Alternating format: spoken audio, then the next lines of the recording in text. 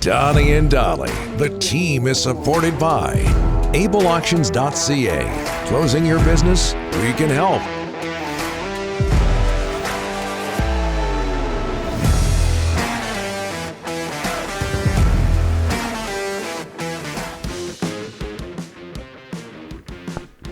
Just ahead of Thomas Drance, today's guests, including Thomas, are brought to you by Langley Chrysler. Don't struggle to find a great deal on new or used vehicles. When Langley Chrysler has over 200 vehicles on the lot, save up to $10,500 on Ram at Langley Chrysler, in-store or online at langleychrysler.com as we bring in Thomas Drance of The Athletic the day after the Canucks lose 2-1 to the Flyers. They're now 3-4-1. We got Thomas? There you go. Oh, jeez. How are you doing, sir? Boys. I'm doing well. Happy Halloween to you and to everyone watching from home.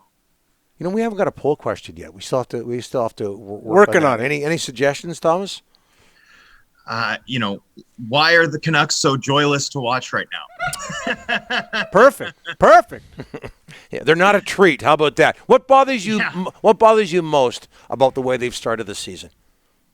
It doesn't bother me so much as I'm surprised by, befuddled by the fact that, other than a short sequence of 4-on-4 hockey last night where Brock Besser started, doing windmills, like revving up, putting on a bit of a show, I'm just shocked by how little swagger the top six has. I mean, you talk about players like Connor Garland and JT Miller and Elias Pettersson and Besser and Horvat, and those are players that, they're fun. They're fun. They play with an assertive energy. I mean, a different type of assertive energy across the board. But when you think about, JT Miller's sort of marauding pirate act, and when you think about Connor Garland's defiance and Elias Pettersson's sort of imperious brilliance, we've just seen none of that. They look petrified sometimes. They don't look confident. It doesn't look fun. It's not fun to watch. And there's just not enough offense. It's just a shocker to me, considering the personnel, considering the side of the game I thought this Canucks team would for sure be totally fine in, which is producing offense and being exciting among their top six forward group. It's that's what's lacking most. And I'm just kind of confused almost that 10% into the season, the big guns haven't really been firing at all. Elias Pettersson, you just talked about him. We talked about him in the first segment. 1.5-on-5 through 8 games. What are you seeing? Well, I'm just not seeing him play very often with the puck or control it very easily, right? And, I mean, you look at the penalties drawn, and he should have drawn one last night, but he hasn't drawn a 5-on-5 penalty yet. And that, to me, is a good proxy for how often a guy is around the puck, is inside or a step ahead defenseman, right, that they feel the need to haul him down.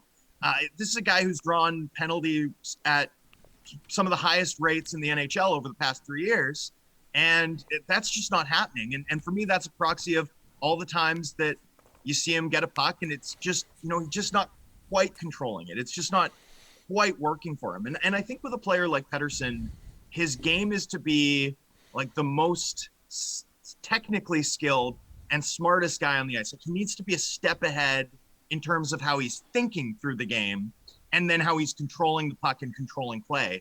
And it just feels like that's not happening for him. It just feels like he's 2 or 3% off, but where other players can be 2 or 3% off and look more or less like themselves, when Pettersson's 2 or 3% off, because of the precision nature of his game, it looks like there's nothing going on. And in fact, gentlemen, there is nothing going on at 5-on-5, to the point that on this homestand to this point, the Canucks have only generated 2 shots on goal with Pettersson on the ice 5-on-5.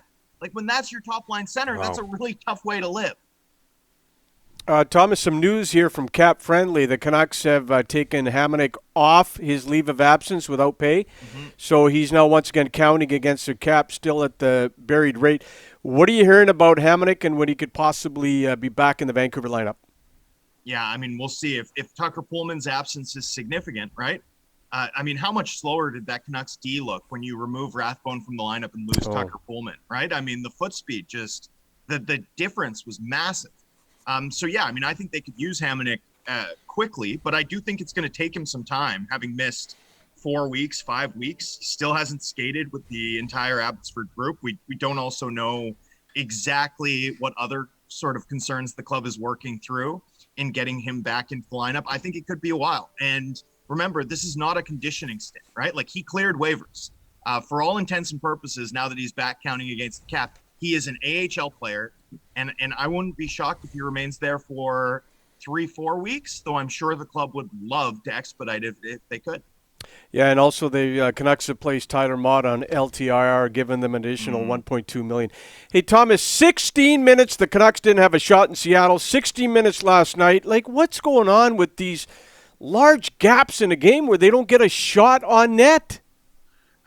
It's really hard to fathom, Rick. And when I think about some of the shifts we saw in the 16 minutes where they didn't get a shot yesterday, like in Seattle, they couldn't break out of their own end. In Seattle, the Kraken were right on top of them, and they were struggling to move the puck. That wasn't the case last night. Like, last night, they were in zone. You know, there were point shots that one hit Vasily Podkolzin, one hit Elias Pettersson, like, blocked by their own players. For me, last night, it was just execution. Like, it was just a lack of, connectivity between players on the team. Like, they're not predictable to one another right now. It looks like it feels like they're struggling to string passes together, like more than 5 in a row. There was that first penalty killing shift where they sort of passed it around the neutral zone. Myers, Bailey to JT Miller back to Myers. And I was just thinking, boy, they're connecting passes better 4-on-5 than they have at even strength all season. We're just not seeing them connect with one another at all in terms of playing a puck possession game. Last night, that's what it felt like in that 16 minutes where they weren't getting a shot. It wasn't the Flyers' forecheck wearing them down. It wasn't like in Minnesota where their speed was giving them fits. It just felt like the Canucks were beating themselves. And that was, pretty frustrating to watch, I'd imagine, for fans. Flyers had no problem with connectivity last night. Ooh, that was just sitting there. Give me a Canuck positive, Thomas. A Canuck positive right now. Goaltending. Yaroslav Halak lets the first goal in, but he rebounds. I mean, honestly, other than goaltending, I can't really get into what I'm seeing that I really like. Like, this team doesn't look very good right now.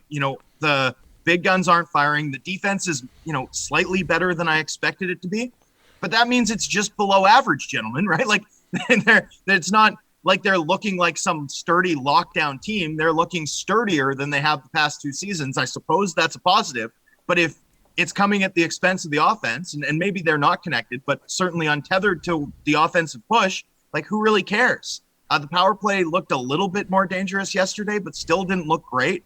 They finally gave us the look with Besser in the chase-on spot in the second half of one of the power plays, immediately lost possession and spent the whole shift trying to gather it again. I mean, it was not a particularly glowing performance. The Canucks haven't had a ton of particularly glowing performances. And I think at this stage of this team's cycle, with the expectations that people had going into the season, it's been a long time. As much as it's said that this is a results-based business in this city, it's been a long time since results seemed to matter in and around this franchise and organization. But the pressure does seem to be mounting. I think fans are looking for more from this team. And, those expectations are back. Like, results are going to matter for this team, and they need to play better. We always talk about how the Lions and Whitecaps have a problem with traction in the market. Just when it seems like they're doing well, and Whitecaps right now have been great, so I shouldn't lump them in with the Lions right now. But just when they seem to be doing well, turning things around, something happens from a negative point of view, a loss. Maybe the same could be said about a team that you used to work for, Florida Panthers, best team in the NHL right now, record-wise, and now the Joel Quenneville saga. He is out as head coach of the Panthers. Just your reaction, Thomas, to that, and maybe the whole Kyle Beach situation. Absolutely. Well, first of all, we never know who's watching, right? And one of the issues with sexual assault is that, survivors can feel like they're alone. And so more than anything, I think it's important that we all aspire to be the types of people, who can make survivors feel not alone, who can make them feel seen and heard and supported. And so more than anything, I just want to express my deep felt admiration for the courage and the eloquence that Kyle Beach has shown in coming forward this week. In terms of what happened in Florida, in terms of the resignation, in terms of, the de facto expulsion for 5 Blackhawks executives, Quenneville included, although he was a coach, not technically an executive. I think the NHL got that right. Like, I think they got that right. I think that's a meaningful consequence. And, it's an important one. Like, it was really important that the league go beyond, a coach resigning or losing their job. That's a routine event, right?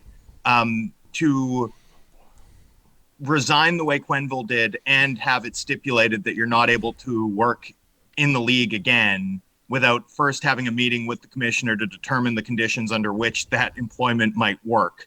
I mean, that is a material consequence. And I think it was really important that the league step up and take that type of stand. I was glad to see them do it. The Kevin Cheveldayoff news today notwithstanding, I think the way that the league dealt with and made sure that there were real consequences, right? Like real strong consequences. I think that was an important step for me as an observer of the league and someone who certainly doesn't want to spend my career, supporting an industry that doesn't make sure that leaders who look the other way or in any way cover up or fail to adequately address incidents of sexual assault under their charge, that's intolerable. And the league made that clear. Yeah, for people that don't know, Kevin Cheveldayoff, who was an assistant GM with the Hawks back in 2010, is keeping his job with the Winnipeg Jets. All right, tough turn, but here's Rick. Thomas.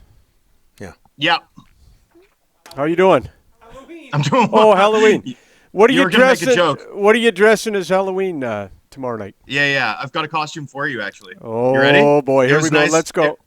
It was nice today, by the way, boys, to carry a mask that wasn't for my mouth.